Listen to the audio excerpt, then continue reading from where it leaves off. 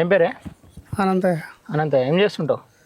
దాన్ని పని చేస్తా. పారపని వ్యవసాయం పని అనుకో. ఇక ఈ ఊరేనా? ఈ ఊరే. మరి ఎందుకు ఈ జాగులు పోతున్నాయి అంటే ఏంది పంచాయతీ? జాలు పోతున్నాయంటే పోతాయి, మరి గవర్నమెంట్ భూములు పోతున్నాయి, అవి పోయేటి ఉన్నాయి, పోతాయి, పోయే బాకి ఉన్నది పోతున్నాయి.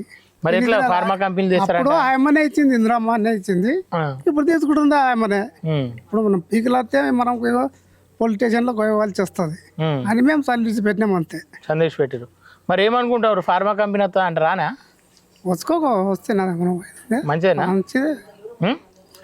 వాళ్ళ కంపెనీ వస్తే ఆ కొడుకులకు ఇద్దరికి జీతాలు కావాలి, ఇందిరామద ఒకటి ప్లాట్ అక్కడ కావాలి, ఒకటి ఇంటికాడ కావాలి. కంపెనీ రానంటావా? మరి వచ్చుకోక.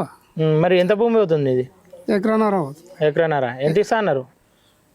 ఇప్పుడు ముందు 10 లక్షలు అన్నారు, ఇప్పుడు నేను అడిగిందేమో 30 లక్షలు అడుగుతాను. నువ్వు 30 లక్షలు ఇవ్వాలి, ఇద్దరు జాబ్లు ఇవ్వాలి, ఇద్దరు గ్యాప్లు ఇవ్వాలి, ఈడ ఒక ఇల్లు ఇందిరామది ఇవ్వాలి, అక్కడ ఒక ప్లాట్ ఇవ్వాలి. మరి ఇప్పుడు ఒక్క కొడుకుకి ఇచ్చి ఒక్క కొడుకుకి ఇస్తే ఆ కొడుకు ఆడ ఏమిటి మీద అట్లా చేస్తే మంచిది అంట. మంచిది. మరి కంపెనీ వచ్చి సాగతిస్తా ఉన్నారా?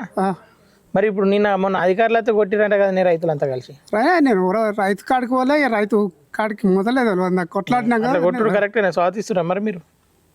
కొట్టినాకనే నాకు తెలిసింది. కొట్టుడు కరెక్టేనా? మరి కాదు, కొట్టుడు కరెక్ట్ కాదు. కాదా? ఎందుకు జాలు గుంజుకుంటారని కొట్టిరంట?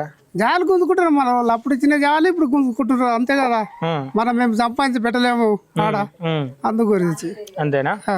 మరి ఇప్పుడు ఓకేనా నీకు అన్ని? మరి ఒకవేళ నువ్వు అనుకున్నట్టు డిమాండ్, నాకు అనుకున్నట్లు ఇస్తే నాకు ఓకే. మరి అధికారులు ఎవరైనా వచ్చి రైడ్కి?